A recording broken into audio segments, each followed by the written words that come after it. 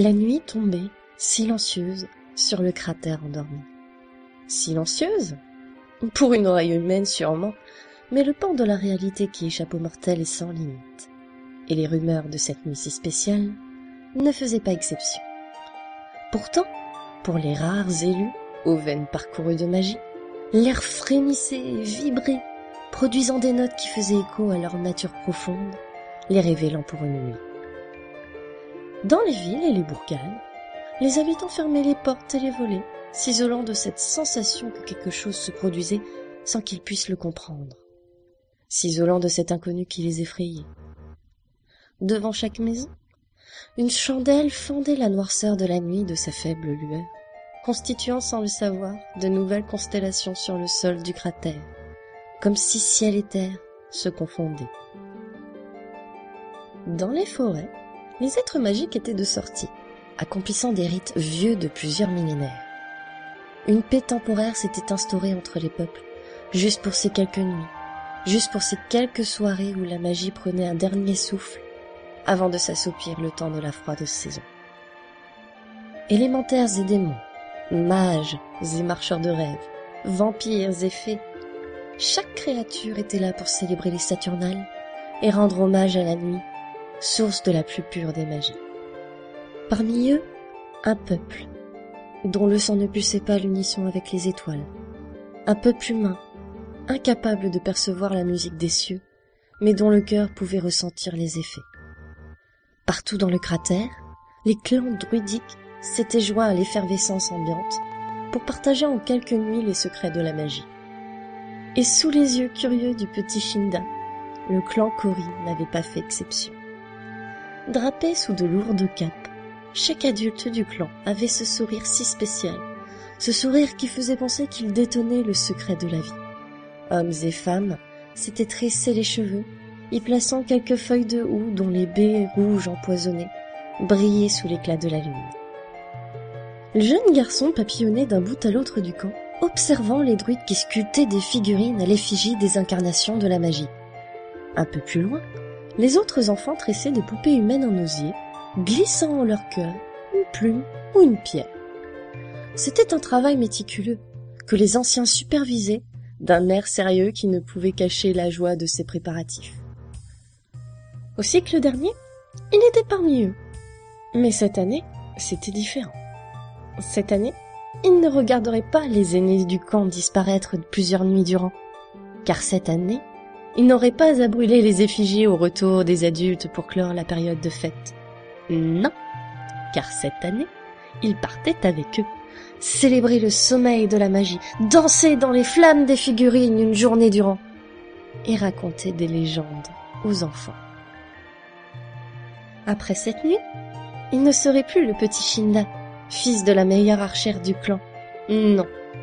Après cette nuit, il serait Shinda, l'archer, Shinda, le druide, Shinda, l'aîné. Une main familière se posa sur son épaule. Il leva la tête vers son père, druide spécialisé dans les onguents révélateurs de rêves. Il n'avait pas un rôle important dans le clan, contrairement à son aîné, mais sa gentillesse avait gagné le cœur de la plus courtisée d'entre toutes, et la naissance de leur fils, qui ressemblait tant à sa mère, avait donné raison à son obstination. Il lui passa une main dans ses cheveux pour en ôter la neige qui s'y était glissée, et rabattit le capuchon sur ses yeux. Le jeune garçon leva un visage impatient vers son père. « C'est bientôt l'heure, dis ? On va où ? » ?»« Tu verras bien, on va partir. » Le manque d'informations fit froncer le nez à Shin avant que l'excitation ambiante prenne le pas sur son début de bouderie. Un souffle lui fit tourner la tête alors que l'ancienne sortait de la plus grande tente du campement.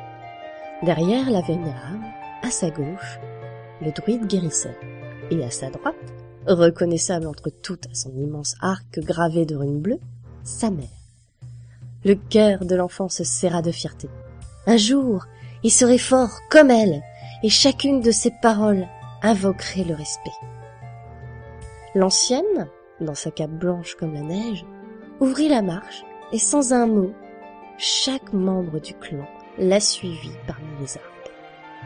Les enfants virent cette colonie de silhouettes brunes, vertes ou bleues, éclairées par les flammes, disparaître dans la nuit. Après quelques soupirs d'envie, ils se pelotonnèrent dans leur tente et s'endormirent à la lueur des dernières braises, sous la garde des animaux du camp.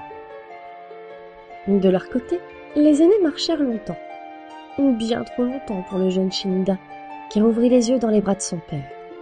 Bercé par le rythme de ses pas, il se rendormit jusqu'à ce qu'une main fraîche dégage les mèches ébènes qui s'étaient égarées sur son front. « Shin, la magie ne t'attendra pas. » Le rire dans la voix le fit battre des cils devant les yeux limpides de sa mère. Il sursauta et descendit des bras paternels pour se joindre à la réunion. Il n'y avait pas que le Kankori. Des druides qu'il n'avait vus auparavant s'étaient joints à eux. Y avait-il un clan de plus ou deux? Il était incapable de le deviner. Mais une chose était sûre.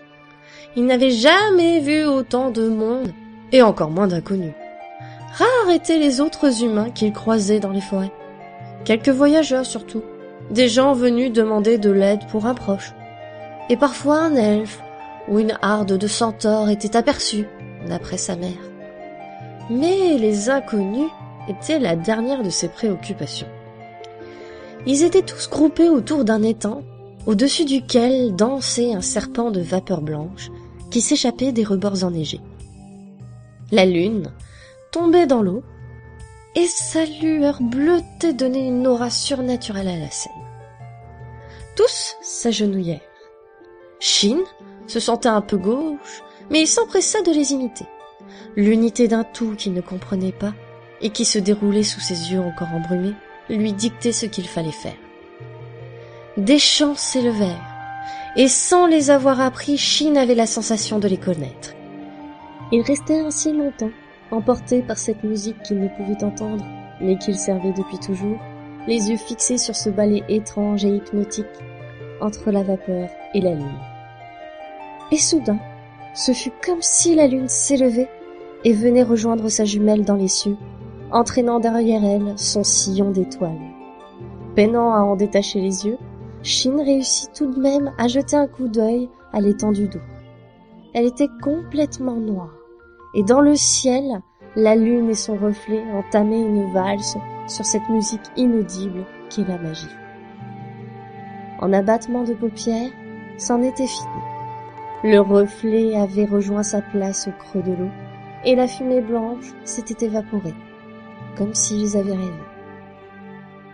Ils se relevèrent, secouant leur cape de la neige qui avait commencé à les recouvrir. Les nuits suivantes seraient danse et présent, joie et retrouvailles. Mais cette nuit, c'était différent. Aucune parole ne saurait rendre grâce à ce moment partagé. Sur chaque visage, un sourire complice, celui des témoins du miracle de la magie.